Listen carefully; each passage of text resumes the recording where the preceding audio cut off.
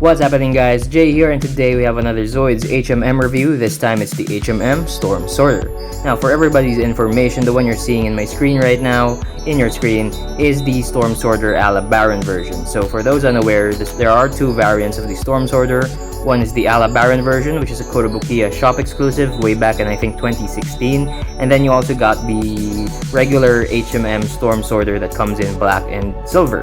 So the regular one was actually reissued last year, so it's fairly common. I think you can still get it. It was reissued around I think May or June of 2020. Alright, so first I'll discuss the differences so you won't get confused between the Alar Barone version and the regular one. So obviously the Alar Barone version is another variant of the Storm Sorter, and it's basically an anime specific variant that comes with the character pilots of Rosso and Viola. So I have here over here is Viola, a standing pilot of Viola. You'll get a sitting pilot of Viola as well, as you can see. And then you also have of course, Rosso. So there's a standing pilot of Rosso over here. And then for the sitting pilot of Rosso, it's actually inside the Storm Sorter. Now, for those unaware, Rosso and Viola are the characters from Chaotic Century, and they're the ones who piloted the two Storm Sorters that played an integral role in defeating Prozen and eventually Hills as well. So it's called the Alar Barone version because I think Rosso, in particular in the anime, in the English adaptation, was called the Baron of Wings. So they're very cool, and I just really like the character pilots here. They're very detailed, really good color, really good paint, and they really look like the characters in Chaotic Century. So pretty cool. Now, other than that, there are some other key differences in the model kit itself. So the first being, I think the easiest to spot, the regular Storm Sorter only comes in black and silver. It doesn't have these orange, red parts over here, these sort of effect parts.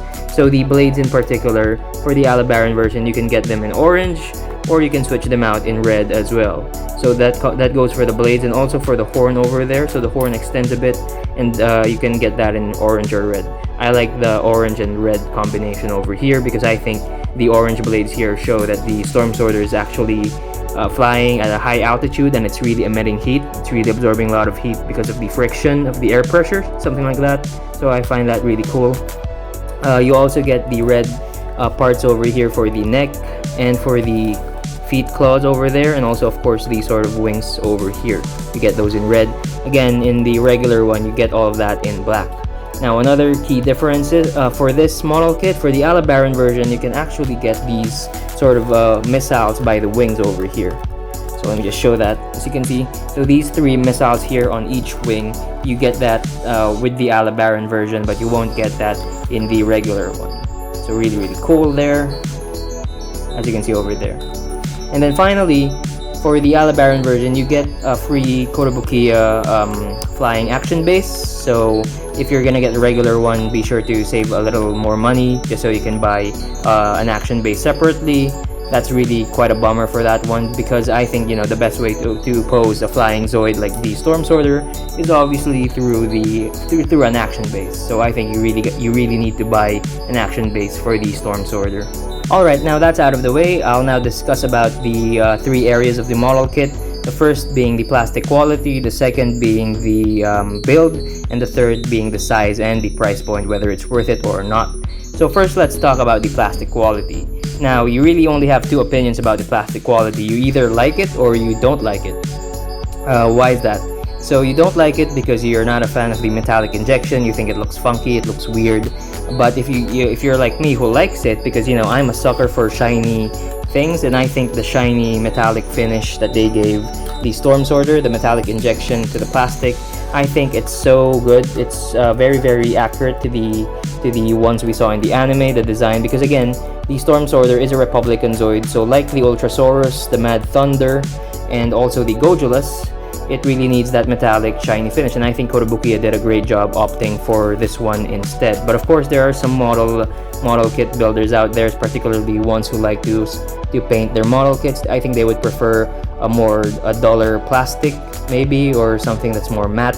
If you're one of those, then you might not appreciate this, but I personally like the metallic injection. And just a little trivia here, the metallic injection of the Storm Sorter is actually the same with the Gojulus Gunner HMM. So there's that. So to Republican Zoids, it really makes sense, right? So maybe, just maybe, if they're gonna make an HMM Mad Thunder or Ultrasaurs, you can bet that they're gonna use the same plastic probably over here.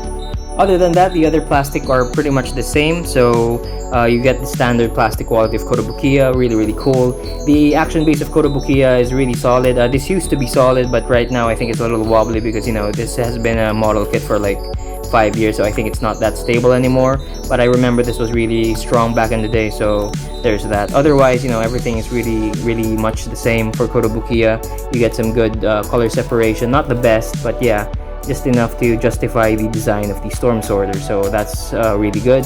The clear part over there, the orange one, that is really cool, really well made. I think it's a lot better than the other model kits like the D-Bison and the Gun Sniper. This one looks a lot clearer, looks a lot shinier and a lot brighter, which is a lot more fitting for the Zoid. So next we'll talk about the size now, and whether or not, you know, for the size of it, is it worth it? And the best way to do that is, first I'll talk about the price point. So the price point of this is around $100 for the regular one. You really can't price the Alar Barone version anymore. It's really up to the collector you're buying it from. Maybe $200, but yeah, for the regular one, we'll focus with that. It's $100. I think you can certainly get it a lot cheaper, maybe in Japan or Taiwan, maybe less than $100, but yeah, $100 is a good deal, and it's definitely worth it in my opinion, because this thing, one of the key strengths of this thing in my opinion is it's so big. Like the body of it, the frame of it is really not that big compared to other Zoids like the Berserk Fury and the Ligers, but the wingspan of the Storm Sorter is just crazy good. Like when you pose this with its wings spread wide open like this, the coverage, I mean, look at, you can see me having a hard time handling this for the video review because the wingspan is just massive. Like this is the biggest flying Zoid to date. I will show you the comparison with the other flying Zoids. So as you can see here, this is size comparison with the Terrace Bomber Marking Plus. So as you can see, this is the Terrace Bomber, and then this run right here is the Storm Sorter, and just comparing the two, I think the Terrace is half the price of the Storm Sorter, so obviously this thing is a lot more expensive because it is a big model kit. Like the wingspan alone, if I were to describe this model kit in one word, it's crazy. 2 words: crazy wingspan. Let me just try to show it to you guys in the video how big the wingspan is. So see that is so big. That's the Terrace. And then I have here, since we don't have an HMM Raynos yet, this is the motorized wind-up Raynos over here. And as you can see, these two little pterodactyl Zoids are just they're just shadowed by this huge HMM Storm Sorter and all of its large wings basically. So when you pose that on your cabinet, on your display shelf, you can it definitely gives you a big presence display wise. So I think it's really bang for buck in terms of that. I mean, here's another size comparison with the D-Bison. So the D-Bison is a pretty bulky Zoid on its own, and look at that. I mean, it's certainly, again, lengthwise maybe it's definitely bigger than the D-Bison just because of its wingspan over here. The D-Bison looks kind of small in comparison to the Storm Sorter. So yeah, I think it's really good for $100 considering that's the same price of the Blade Liger HMM as well. Alright, so for the last part of the video, I'll be talking about the build of the Storm Sorter and of course the articulations that come with it. Now for the build, I'll be really frank with you guys. There are 2 adjectives I'll give out for the build of this. So the first being it's simple, and the second being it's tight. So what do I mean by that? So it's simple in a way that, in my opinion, this is one of the best beginner-friendly model kits for Zoids HMMs. So if you're looking for a good beginner Zoid that, you know, gives a lot of attitude in your display shelf, then I recommend the Storm Sorter because this is easy to follow in terms of instruction. If you can see, guys, the wings here, they are practically like two large pieces that you clip together over here with the little parts over here. But yeah, the wings are really easy to do. The head definitely was easy to do. The body was pretty straightforward. You would really just space out and then you'll be like, oh, the body's already finished, something like that.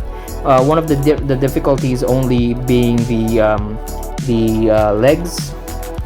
So for the legs, there are some bit of difficulties with the legs over here.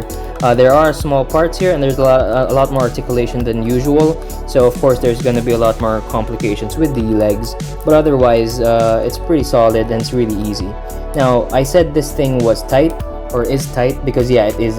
That's one of the precautions that you have to take. If you're building the Storm Sorter and you're planning to customize it with paint, be sure to plan it out because I think this model kit is the kind of model kit that you wouldn't want to deconstruct, because if you try to deconstruct it, it's really gonna, there's a high chance and a high risk of basically destroying some parts, you know, destroying some pegs breaking off. So there's that, because it really is tight. I mean, this is probably one of the only two Zoids HMM kits that I would say when you drop it on the ground, no falling parts will, you know, be removed. The other being the D-Bison HMM, but this one right here, I dropped this a couple of times already and no part ever came off because again, it is really tight, especially the body. I won't even show you guys the Zoid core anymore, but yeah, it's somewhere there and it's really tight. So there's that. That could be a good thing, that could be a bad thing, it's really up to you. And then finally, we'll talk about the articulation. So I guess one of the few flaws of this model kit is that articulation wise, the Storm Sorter HMM doesn't have a lot of articulation compared to other Zoids. And you know, that's pretty much given considering this is a pterodactyl, so you know, it doesn't have 4 legs, doesn't have a lot of guns as well. But in terms of being accurate to the anime, to the Zoids design, it does the job, honestly speaking. So of course, obviously, the wings have the most number of articulations here. So there are many ways to go about with the wings. As you can see, lots of extension there. You can do it like that as well. And then there's a sort of rotation as well, which is really important. So as you can see there, so you have a lot of dynamic poses when it comes to the wings because they gave it really accurate depiction to the anime. So you can really change it position-wise like that. Now for the wings, you can also move the claws a bit, so you can sort of move it like that, and then you can fold it down like that to show off these 2 guns by the claws, like that. And of course the blades, so you can withdraw the blades like so, and there's actually sort of a clip there, and then you can just extend it out like that. Really cool. For the missiles, not these specific missiles to the Alar Barone, not much articulation over there. Now apart from the wings, you also have a lot of articulation for the head. So the head can move sideways a bit like that. There's a ball joint there, so very cool over there. And then obviously you can open up the mouth. Now real cool tip here that you might not expect, the cockpit actually is in the mouth, so you just open the mouth like this, and then there's a sort of a part over here. So there you go, there's the mouth over there. As you can see, there's Rosso over there. You can only fit 1 character pilot there. Of course, when you have the regular one, you'll get the generic pilots that you assemble. So there's the mouth basically. What else? So the neck here moves a bit. So it moves up and down as well. It doesn't move sideways a bit, so you're only limited for this one right here. Still a lot of motions over there, at least. Really cool. And then the boosters over here. So the boosters, this one's pretty solid by itself. It doesn't have a lot of movement. It only moves like this, so nothing else. It can go up a bit like that, but yeah, otherwise just like that. Now next for the legs. So the legs have a lot of articulation as well. So as you can see, there's a sort of motion over there, sort of a swiveling thing going on. The claws over here, they move like that. Also this sort of blade over here also moves. And then there's that. See, there's a lot of extension over there because again, this can land. There we go. So you definitely can do this a lot better than me, but yeah, that's basically the Storm Sorter when it's sort of landing, I guess. So as you can see, the legs here have some movement.